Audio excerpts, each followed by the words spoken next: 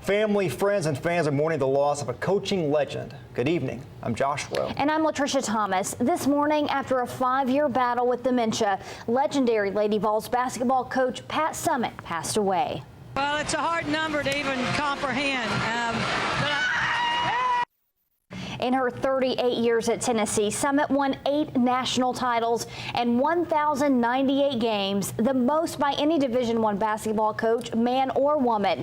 She retired in 2012, a year after she was diagnosed with early onset dementia, Alzheimer's type. The University of Tennessee says Coach Summitt was, quote, a global icon who transcended sports and spent her entire life making a difference in other people's lives. Calvin Sneed is live on the UT campus in Knoxville. Calvin, tell us what you've seen today and what you've heard as well.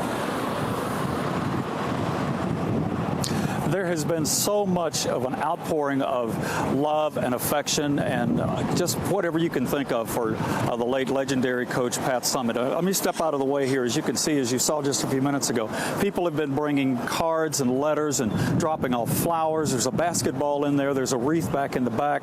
And it's just indicative of the kind of person that Pat Summitt was. It's something that it just takes the breath away, actually, to tell you the truth. Now, of course, we all know how Coach Pat was, how she was dedicated to her players. She was dedicated to the fans. Folks, she was tough as nails on her fans. Among them, actually, Nikki Fargas, who now coaches the LSU women's basketball team.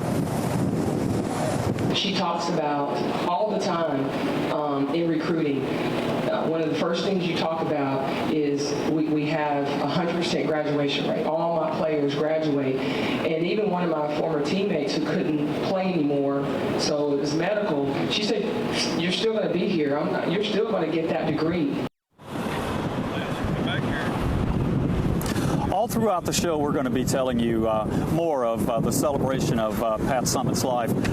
Not only just hear from the memorial, but we're also going to hear from Coach Fulmer, Coach Phil Fulmer. We're also going to tell you about the public celebration of her life that's going to be in the nearby Thompson Bowling Arena that's just over my shoulder here. That's coming up in July. For right now, we'll be back to you in just a minute. Josh, Latricia, back to you. Calvin, thank you. Pat Summitt didn't just leave her mark on athletes and celebrities. She deeply impacted the fans who followed her career. For Pat, everyone she met was a new friend. Fans took to social media to share their photos they and their family members took with Lady Vols head coach over the years. We want you to see your pictures as well. You can send those to us using the hashtag Pictures with Pat. Those that worked closely with Pat expressed their sadness over the loss of the friend, legend, and mentor. During a news conference today, Philip Fulmer remembered the fierce drive and tenacity she had even as a rookie coach. You can imagine somebody at 22 taking a job at the University of Tennessee as a women's basketball coach when it wasn't really a popular thing to do. And 10 years later, you know, she's leading the Olympic team to the gold medal. I mean, that's how powerful her personality was. Pat Summitt's passing has rocked Volunteer Nation, including right here in the Scenic City. One woman in Chattanooga remembering the time she spent with Coach Summitt. Kelsey Bagwell has that story now. Kelsey. Josh, Latricia, for 4 years, Dolores Haynes was a right-hand woman to Pat Summitt as one of her team managers. I sat down with her today as she shared incredible stories of not only a fierce coach, but a mother figure as well. This one is probably my all-time favorite. These pictures and this championship ring, somehow more precious to Dolores Haynes today than yesterday. I can't believe that she's gone. She yelled at me so many times, even as a manager, and I just wish I had that one more time for her to yell at me. From 2004 to 2008, Haynes was a student team manager for the Lady Vols basketball team under the leadership of Pat Summitt. That whole outside there, but you gotta get on the outside. Haynes says her nights, weekends, holidays were spent on the hardwood. The lessons she learned there a decade ago are still part of her life. One of the first things that she taught us was, if you are early, you're on time. If you're on time, you're late. And if you're late, you're fired. So to this day, I'm never late for anything. Haynes calls the last week a whirlwind of emotion after learning Summitt's health was rapidly declining.